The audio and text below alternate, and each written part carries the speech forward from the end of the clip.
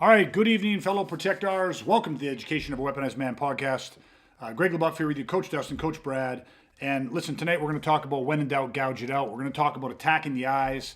Man, it depends who you talk to. Attacking the eyes is often a hotly debated topic. Is it functional? Does it work? There are a few things you absolutely need to know before you go attacking the eyes. And tonight we're going to break it down. Back in 30 seconds. Hang with us.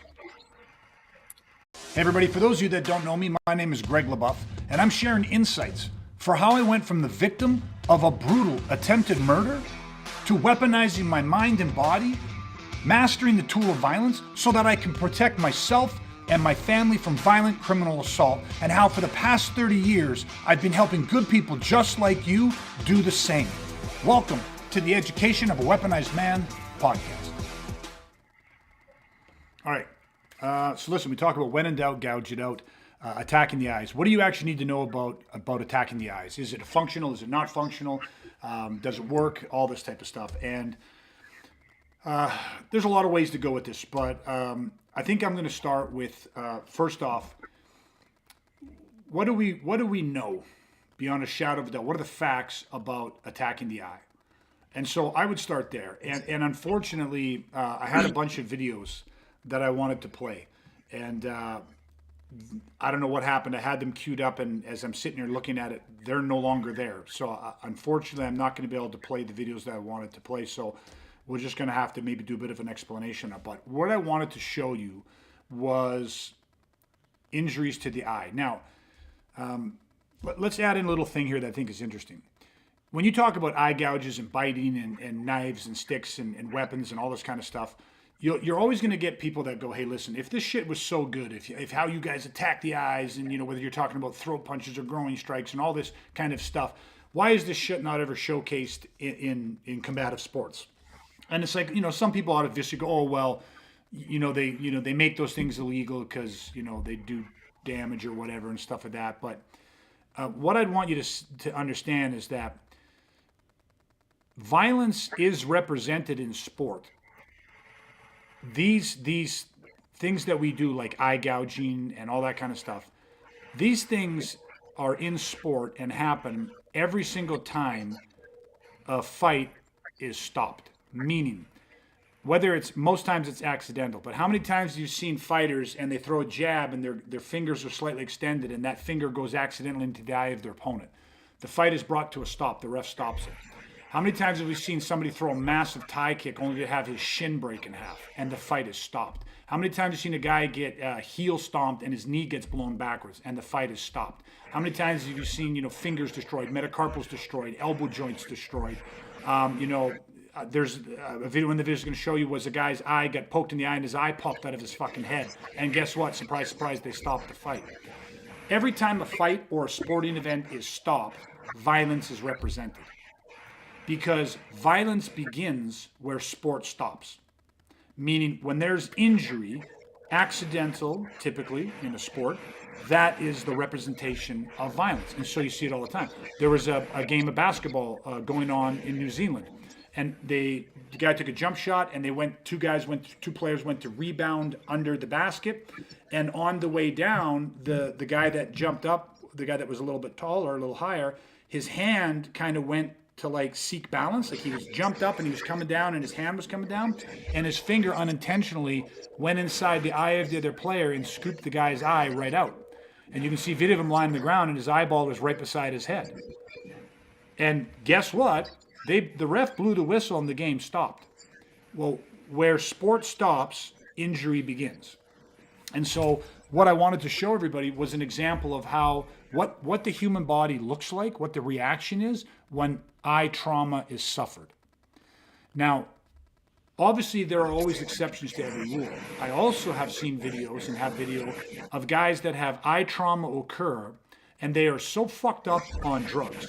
They're so having such a break mentally from reality. I mean, they're in a psychotic episode, and I've seen them almost continue to carry on as if nothing's happened. So the human body is kind of like an egg in the sense that in one way it's very strong, almost unbreakable. You can squeeze it all you want. It's very difficult to break. If you just squeeze it from the opposite sides, it shatters instantaneously. Do you guys hear that staticky? Yeah, What is I that? hear some I, background. I don't. I don't hear it, but yeah, Brad does. I don't. Yeah, it's interesting. I don't know what it is actually, but okay, we'll press on here. So this is important to establish because again, what's the payout of going for the eyes? And to me, the payoff is that extreme trauma and injury that tends to bring things to a critical halt. One of the videos I wanted to show you was a gentleman. These two guys were actually fighting. It was like an outdoor backyard kind of fight. And the one guy was actually an ex Green Beret soldier. And the other guy was just some big street thug kind of guy. And the second they started, the street thug looking kind of guy went to kind of clinch. He drove in. And the Green Beret just had his fingers open, but intentionally you could see clawed at the guy, got the guy by the face, and a finger slid into each eye. He got wet and he got about 2 knuckles deep. And instantaneously, the other guy, I mean, pulled back, stopped instantaneously, turned away, like turned his back completely, turned away, started to walk away. And within 3 seconds, he could no longer even stay on his feet. The nausea, the from the pain and the sensation of having those fingers purposefully jammed into those eyes. I mean, he literally passed out. He was lying on the ground, writhing in pain. And it's like there's a worthwhile investment if you can target and cause damage to the eyes.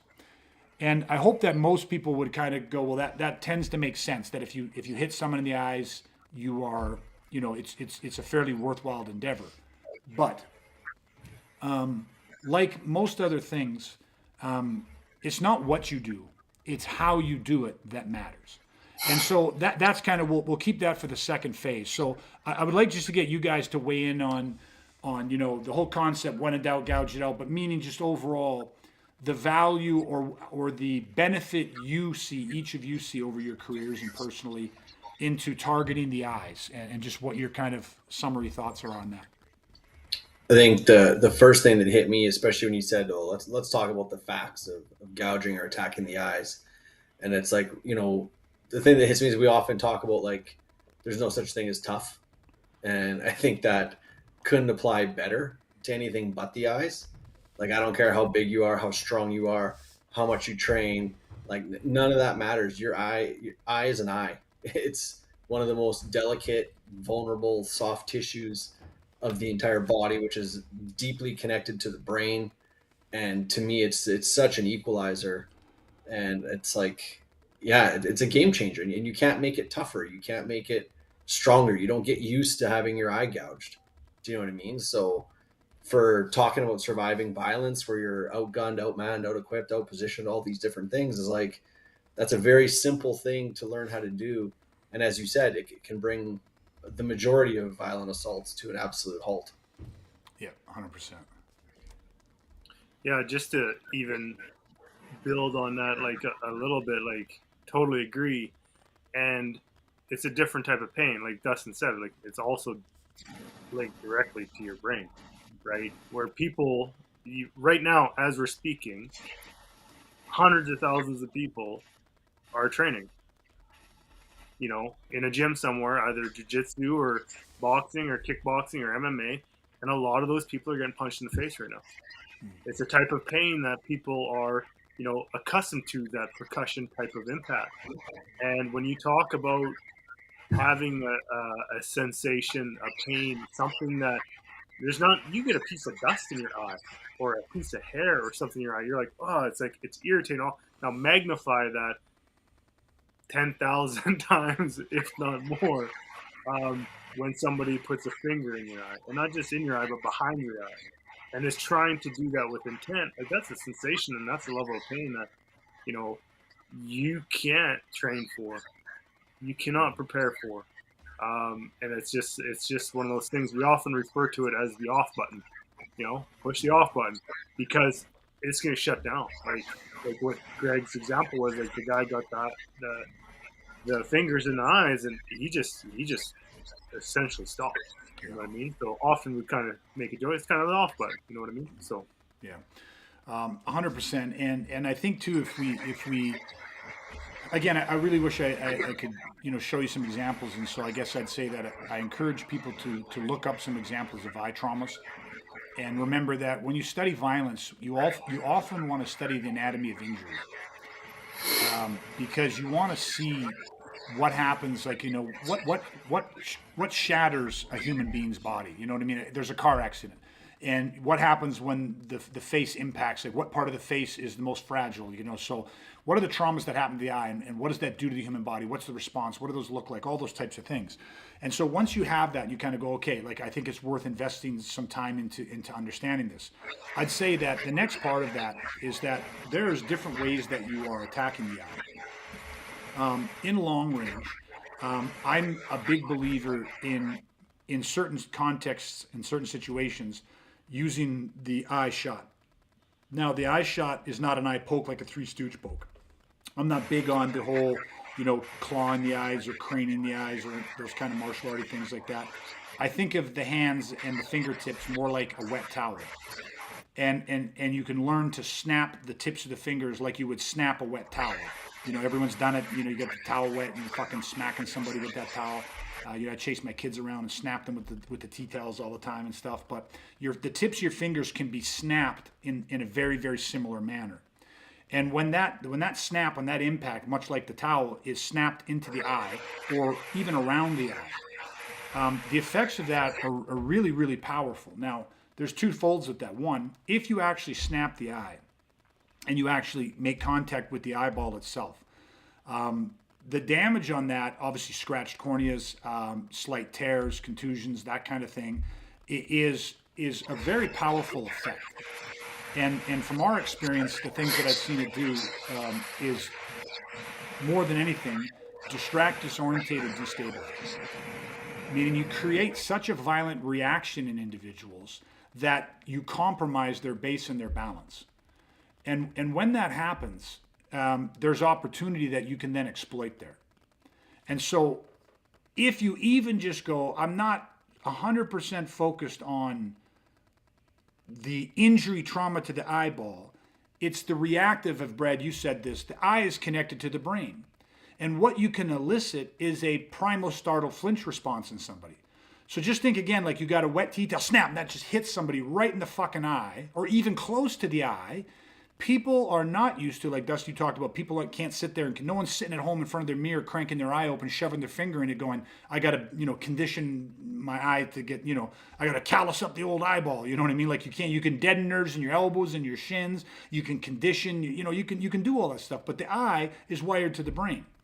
And so you're not going to condition like that. You're going to activate a primal startle flinch response. And so that not only does that and can that create pain and injury to the human body, but it definitely elicits that primal flinch response. And when that primal flinch response is activated, human physiology, you cannot access other cognitive motor functions. Meaning that even if the guy's got fighting skill sets, he cannot access that because he's trapped in a flinch response, a primal flinch response. And that is a very powerful thing to understand, because now you're saying, okay, I can target the eyes, especially at long distance. I can either throw punches, and now I can rely on the fact that I can generate body mechanics, mass and speed and placement accuracy, and I have the torque and the power, and I can try to hit and cause impact damage. Or I can train and develop the eye, the fingers, and the wrists and stuff, because it's much less about the fingers and much more about the whipping of the body and the snapping of the entire hand. But those tips of the fingers, like a tail on a bullwhip, impact that eye or close to it and activate startle flinch responses. And in that moment where that person is disorientated, destabilized, and distracted, I can then exploit that to then move forward or do other things and achieve other results with that. So I would first look at that side of it and say that my experience with it's been extremely, extremely effective for all the reasons I just said, as well as the line familiarization. Most people are not working with other people who are very well trained at specifically targeting the eyes. This video that I would have loved to show you with this Green Beret, I mean, you can tell that he has trained to target the eyes. And so this will be one other point, and then I'll throw it back to you guys. Arm bars don't work, right? Like chokeholds don't work unless you understand how to first secure the body, like position, stabilize, trap. Then you execute the submission. Now, every now and then, you can do it all wrong and still have a great outcome. But you got to actually understand how to trap and secure the arm. So locking the shoulder, trapping the arm, and then it's easy to throw an arm bar. So in the same context of when you think about attacking the eyes, there actually takes skill, like it takes training. It's like Paul used to tell me all the time, well, anyone can bite, but not everybody can bite. Anybody can eye gouge, but not everybody can eye gouge. And if you understand what that means, then you understand what I'm saying. Yeah, theoretically anybody can bite, but you got some idiot who doesn't know actually the 5 proper ways to bite, how to latch up, secure the body, how to bite interrupted. Not everybody can bite, right? So those are a couple of things to consider, that the eye gouge, or the eye shot in this case, isn't always about just achieving the maximum injury to the eye. It can also be used for other strategic and tactical things, such as creating startle flinches responses, and then capitalizing off those things. Okay, I don't know. What do you guys think about that? Yeah, one thing is that, like, oh, we're gouging eyes. There you go. Like in the other person, right? That whole thing of like, what's the easiest way to get someone to punch you? Punch him. What's the easiest way to get someone to kick you? Kick him. What's the easiest way to get someone to bite you? Bite him first. Then eye gouging, obviously the same thing. So yeah, I think it's obviously critically imperative that it's not as just simple as being like, oh yeah, good idea, gouge eyes, got it. It's like, no, like as simple as it is, and as anybody can learn it, there is absolutely still like technique and even strategy and tactics all tied into like how you actually are going to use it in a violent situation, for sure. Yeah, all great points. Yeah, 100%. Brad, Yeah, the one thing that I want to chime in on with it is, what do we know about violence? What do we know about all those things? Guaranteed it's not going to be one-on-one, right? Most situations you find, and you start getting attacked, and you got gangbangers out there, and it's all these types of things are happening. It's like, it's not one-on-one. So to effectively, for me, thinking about using the eye shot versus punching is a complete mentality shift. It's a complete different way of thinking, because if I got 2, 3, 4 guys that are all attacking me and all assaulting me, what do I got to do to relay any sort of damage or pain or anything to them with my fists? I'm not a great puncher, right? But I know that if I'm going to try to hit somebody, I'm going to have to try to plant my feet.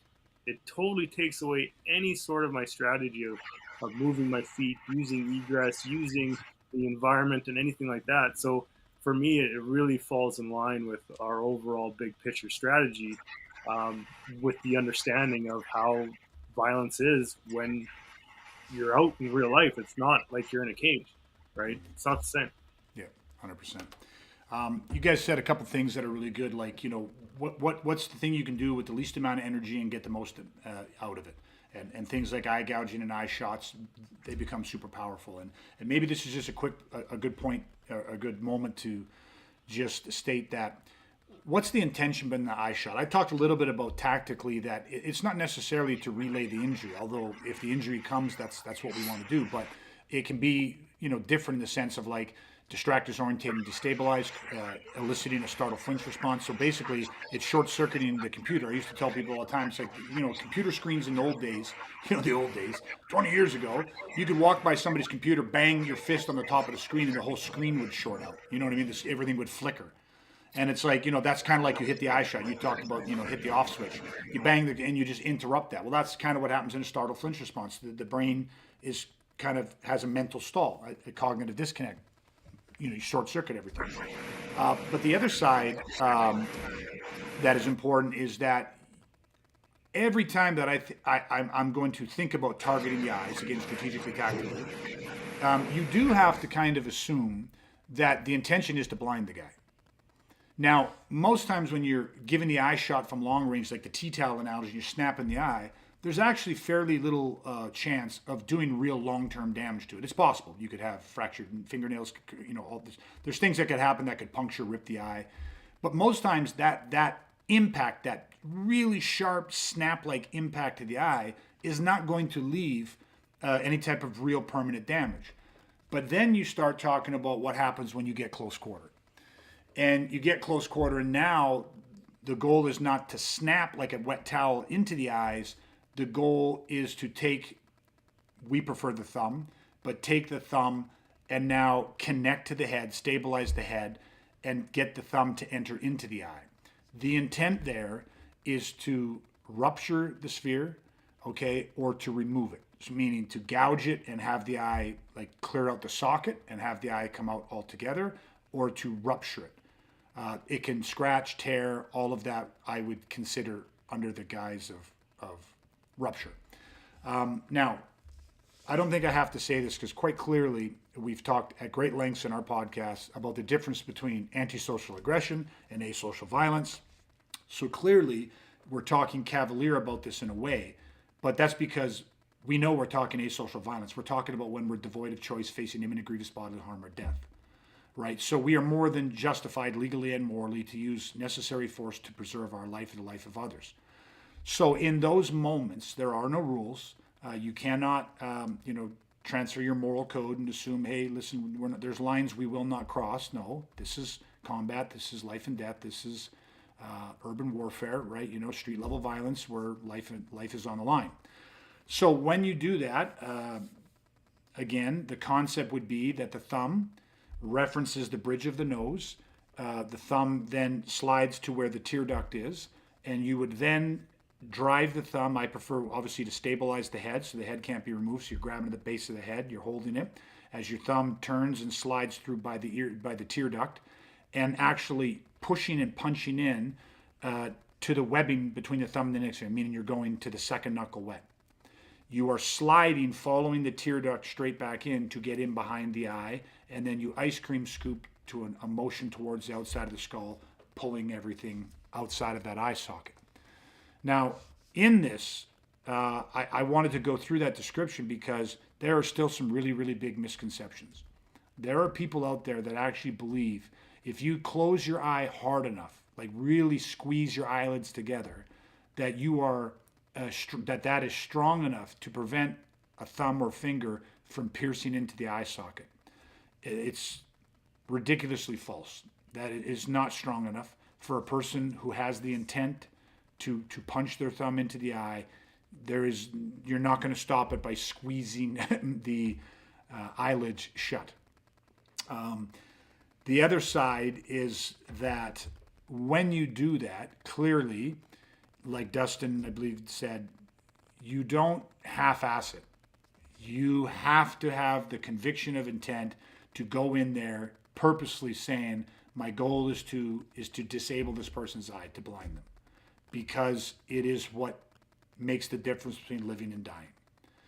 So when you do that, it gives people a bit of a graphic image, and it brings up the moral question. And I've already stated that you don't transfer your moral code. If you believe if there's a line in the sand that you're unwilling to cross, that's where the bad guys will start. Because that's where you can be exploited. That's your vulnerability.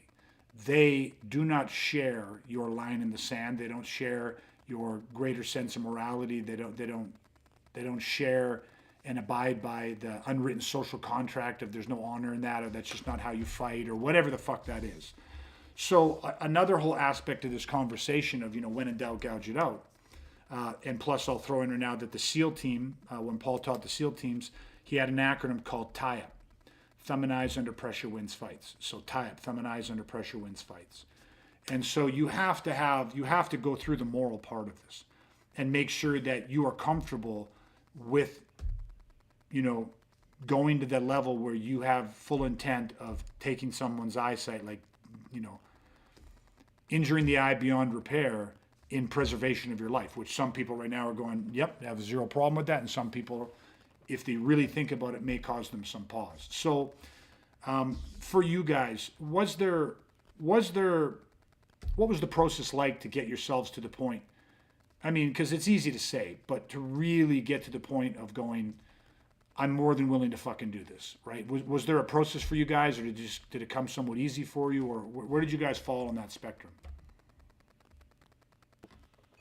I know for me, like it was back for like one of the first times I ever was taught gouging, and I remember being so squeamish. I'm like, ooh, like really? And I could in my eye and all this stuff, and like it just didn't like I mean, it was just one of those squeamish things. And it's like I know even teaching people in the past was that was something that was you see other people do that too. But then when you go through that journey and when you really start to hone in on like what are we doing, why are we doing this, and to for the preservation of my life, it's like yeah, this is what I need to do. And you do have to put that on the front end. You do have to put that energy in to make that decision, go through the process of rationalization and acceptance, because in that moment of violent encounter and crisis is not when you want to be making that decision of if and can I do this. You have to be that has to be done beforehand. So for me, that's a little bit of feedback in terms of like I remember when I first heard that when I was 20, and I was like, "Eee." But then you start to bring in the reality and the gravity of the situation. And we're not talking about somebody calling you a fucking asshole. We're talking about violent criminal assault. It's different, and it's just one of those things that when you start putting that onto it, it makes the decision a lot easier. Yeah, 100%. Yeah, for me, I think, just sitting thinking about it, I think there's kind of two ways a person could find talking about an eye gouge to cause like a squeamish sort of feeling. I think one is far more superficial, which is just is the same for people who just find like the talk about blood, talk about injuries, and they get nauseous, they get lightheaded because they just don't deal well with that stuff.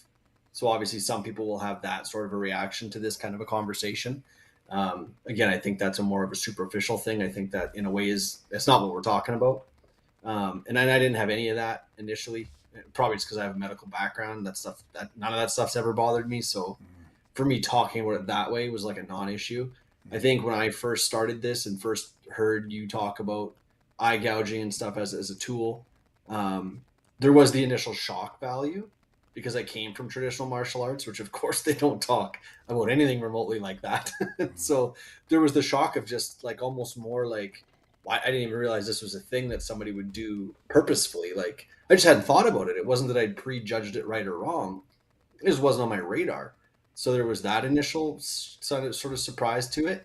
But I think very quickly, again, because I came from a martial arts background, I very quickly saw the benefit, the reason behind it, the necessity is probably the best word for it. And again, that's probably a tribute to just how well you did at making a fairly instantaneous perception shift for me way early on. Do you know what I mean? Like you painted a picture of violence that just made it where like, well, yeah, why wouldn't I do this? Do you know what I mean? And I think part of that too is because I am a morally good person. There was no worry or concern like, well, obviously I'm never going to use this if I don't deem it to be morally, legally right. Yeah. So I didn't have pushback because I trusted myself. Do you know what I mean? Like there wasn't that concern that like, well, this is too much because I already knew that all those security checks were in place because of the way I was raised and my values and beliefs and all that stuff. So yeah, it was maybe a little bit different for me in a sense. I think I found it quite easy to make that shift and not just in a lip service kind of a way. Yep. Yeah, that's good, and I think you explained that really well as to the whys and stuff like that. And everyone's going to have their own process for how you get there. I think the big thing is I got to get there because again, the whole idea is I wanted to talk about okay, is targeting the eyes an effective strategy for street defense or for and again I don't even like the term street defense, street level violence, criminal violence. Absolutely, it is right. One of the things that I've talked a little bit of this before, but criminals study anatomy and they study injury and they look at the similarities in people, not the differences. In martial arts, you're often taught to look at the differences. What's the difference when a tall guy fights a short guy, when a southpaw fights an orthodox, when a jiu-jitsu fights a karate guy, when a boxer fights a kickboxer. Just always looking for the difference, always looking for what sets people apart. But violence, criminals and violent people, they study the similarities. Well, we all got eyes. We all had cheekbones and orbital bones and eye sockets, and you know what I mean. We all have joints, and we all have these different things. And then they study. We have arteries, we have organs, all this stuff. Then they study what happens to human beings as a whole when that organ is perforated with something sharp. What happens when that is impacted with X amount of pressure at this angle? You know, which is again where arm bars come from and ankle locks and all that type of stuff. But criminals are doing that violently. So it just stands to reason that you need to actually study how to, like the anatomy of the eye, and then how you go about targeting and injuring the eye, and or injuring the casing around the eye. A lot of people maybe don't know that the eyeball itself, as it sits in your skull, is not inside of a pocket that is just the right size, meaning that the eyeball has this backing where it just keeps it locked into place, and so it's sitting right there. If you were to just take my finger and press on my eyeball, I can press my eyeball and my eyeball will recede back into the cavity of the skull. It has, not that there's not a membrane back there, but it has the ability to move. So it can be pushed back inside the eye. It can then, as the person's maybe head moves a little bit, the eyeball can go up into the skull, and it can go down, it can go left, it can go right. So it actually has room to be manipulated and moved in there. And then, of course, there's all the little nerve endings and all the little connective tissues and everything behind it. But the eye moves within that, which is why the thumb can actually be inserted via the following the tear duct and then kind of hooked in behind. You can get in behind that. And again, the eyelids are what's holding it in. And they're a very, like, I can take my fingers on my eyelid and I can pull the eyelid out, I can pull it up, I can pull it down. So when you put a little bit of forward pressure, the eyeball is very easy to pop out. You know what I mean? And I think a lot of people are just going, holy fuck. Now, for example, I shared the basketball player in New Zealand who had his eye accidentally popped out of his head. Well, they have, they take a cup, they cover the eyeball, they, put some gauze on it, they take him to the hospital. They simply pushed his eye back into the socket. And within 3 to 4 days, he was 100% fine. So the eye is a very easy, to manipulate. And of course, we know the cornea scratches very easily, but the cornea can also repair itself. So I'm just, again, trying to paint a picture that the eye is it's vulnerable. It's not super hard, doesn't take a tremendous amount of strength to manipulate it and therefore to inflict damage on it. But again, you have to do a couple things. One is you have to develop the intent and willingness to target it. Then you have to be comfortable with the result that you could inflict by targeting it, and you have to understand when legally and morally justified to target it. But without doubt, it should be a critical part of protection against violence, because again, little amount of effort, not a whole lot of training in terms of how to inflict the damage, and you get a tremendous, the results are undeniable. So, I just think it was something kind of worth talking about. I know even kind of the title, and we have the saying on a shirt, it's here behind me if I turn the camera a little bit, when in doubt, gouge it out. And it's prefaced with, for a lot of people, it's like they'll say that I don't play by the rules, but in violence there are no rules. When in doubt, gouge it out. And it's more indicative to the mindset you need to have and the willingness that you need to possess to truly defend yourself in a righteous fight. So I thought it was just worth, it's not a super deep topic, but for a lot of people, it's an important one. And again, you have to practice it, you have to train it to make sure that you're efficient at it, so that the tool and the skill is there when you need it. But absolutely, it is a worthwhile endeavor, in my opinion. I'll say one last thing, because a lot of people won't believe it until they try it. So here's what you get to do. And people are like, fuck, he's going to tell us to go eye gouge somebody. No, I'm going to do a couple other things. One, I did this and I loved this and this was hilarious. And my nephew also enjoyed this. And he was, I don't know, 13 at the time, something like that. But he had those Super Soaker pistols and it was a nice summer day. And he's like, hey, you want to have a water fight? And I was like, absolutely. And so he had the big, of course, he kept the big Super Soaker and gave me this little tiny thing. And I was like, well, this doesn't seem fair right to start off, but I like the way you think. He's stacking the odds in his favor. So, of course, we're running around, and the entire time, alls I did was aim directly for his eyes. And every time he would try to look and turn my way, I squirted it just directly into his eyes. And, of course, he had to look away. Now, not only did he have to look away, but now he's got water in his eyes. Even if just some of the mist got him in the eye, now he's blinking, like a fucking strobe light. Like he's, you know what I mean? And then I would move, just retarget and squirt him in the eyes. Move, retarget, and squirt him in the eyes. The funnest part was I would run away, refill, come back. I kept this water fight going for about 10 minutes.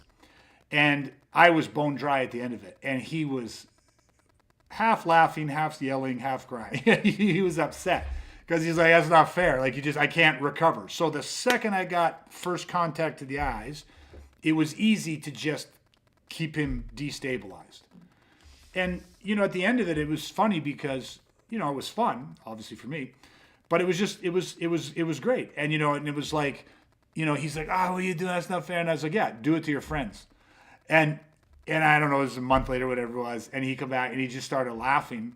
And at first I couldn't figure it, and then I just hit him like, oh, you had a water fight with your friends. He goes, it was the most insane thing ever. I just kept squirting them in the eyes. They couldn't do anything. And it's just this concept that, like, maybe it's not as always easy as that when you don't have the Super Soaker, right? But when you start targeting the eyes, even if you don't get the injury where they drop and they're incapacitated, when one eye gets hit, you get you get the symmetry and the watering of both eyes. You get the blurriness of both eyes. You get the distortion. You get the equilibrium disruption. You get so many other small little benefits to this. Additionally, one of the things that I've seen that can happen is that you really change the willingness or you test the conviction of the other person to continue. Because when you start fucking with someone's eyes, they don't always know right away, like, hey, I'll be okay. It's a small scratch on my cornea. That'll heal in 3 to 4 days if I wear a patch and get some eye drops. They don't fucking know. When you start attacking people's eyes, you're relaying a very strong message that you have very bad intentions for this person, have a very high disregard for your personal safety and well-being. And that starts to fuck with their conviction. Now, sometimes people can be chemically altered, like I said. Sometimes people can be like, they don't give a fuck. They're just in some sort of a psychotic break or drug-induced, hysteria, and they'll just keep coming like the fucking Terminator. But now, at least, you're systematically injuring the human body to the point that hopefully they can no longer see. Makes it much more difficult to fight when you can't see. And then, of course, relaying other additional injuries on top of that to where their body's completely incapacitated. So the water gun thing is actually a fun thing to do. And the reason I also recommend this is obviously don't tell the person what you're going to do beforehand. Don't make it a situation, hey, listen, let's have a water fight, but let's try to hit each other, like try and squirt each other in the eyes and see how that works. Do it when they don't expect it, because here's the thing. Much like in fighting, most people don't expect, because how many water fights you ever had? How many times you ever purposely and singularly targeted the eyes? Maybe you got them as a byproduct, but most people, that's not what they're doing. So all of a sudden you get to go, element of surprise, different breaking blueprints. When people aren't prepared for this, when they're not expecting this, it's very tough to recover or come up with counter strategies to it, right? So it's an interesting thing. The other thing that I think is fun, a little bit more dangerous but fun, is take a tea towel, wet the end of it, and then just have somebody start trying to, chase you around, try to tag you, try to grab you. And just take that tea towel and when they come in, snap that fucking thing at their eyes. If you're even moderately decent at snapping a tea towel, it's fucking difficult for that person to get in on you. And here's what I would say. Keep a butter knife in your other pocket. And when you have the tea towel and you're snapping, if that person tries to cover their head and blind fucking bum rush you to get a hold of you, when they come in and grab you, their head's not going to be where they want it to be. They're going to be trying to hide the eyes. You'll have more than enough time to pull the knife out, rest it on their jugular, and let them know that half their throat, a Colombian necktie is well underway. So you start seeing the combination of a few insidious things, right? Targeting the eyes, weapons, I mean, and you start just creating a whole different animal. Now, put some swim goggles on the guy if you're really going to snap that fucking towel hard at him. But I actually like it when the guy has no eye protection, because then there's a pain penalty for trying to be a ballsy fucker. Now it's like there's something on the line. Now he has to avert his eyes. But if you want to play safe, put some swim goggles on him, because it's still very tough, because it hurts when that tea towel hits anywhere around the eye, even if the eyeball itself is protected. You're still going to get a good sense of what I'm talking about when it comes to targeting the eyes. If you really want to get that response, don't tell them what you're about to do. Start moving around, and then all of a sudden whip the towel out and snap them in the eyes and see what happens. But targeting the eyes is a fairly effective strategy. So I'm going to give it a double thumbs up from, that's my movie review to gouging and poking the eyes. So I don't know, guys, any final thoughts on this topic?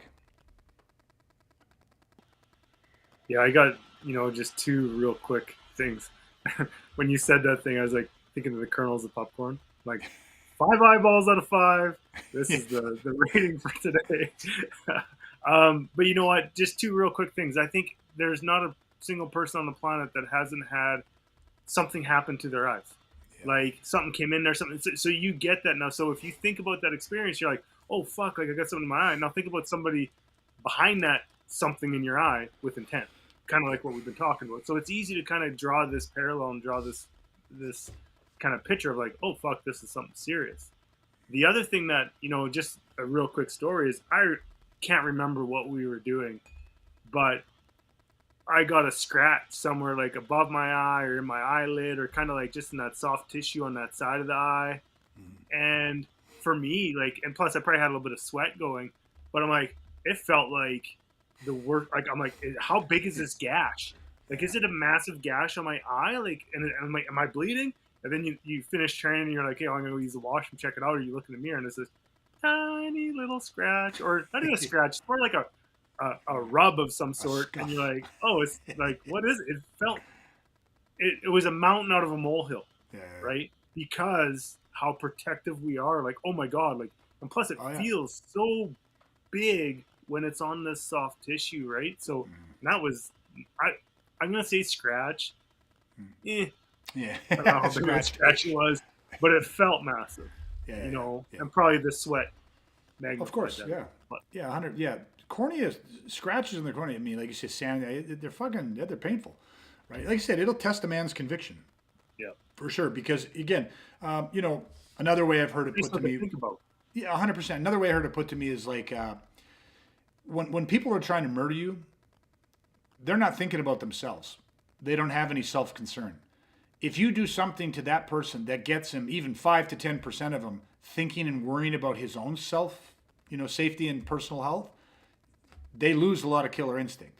So, like we're talking about, when you start fucking with somebody's vision, most people don't want to be blind. Most people from birth were taught to protect very vital areas. And our eyes are one of the things you don't really want to fuck around with, right? And so again, it comes back to that whole nobody's sitting there conditioning themselves to get used to the eye shots. Now again, people can be altered states mentally, biochemically, that, we have one of our guys that was in a very bad violent assault, and he took that guy's eyes, and that guy did not stop. Ruptured testicles, fractured ribs, collapsed lungs, and the fucking guy was still trying to fight the police when the police showed up. So it happens.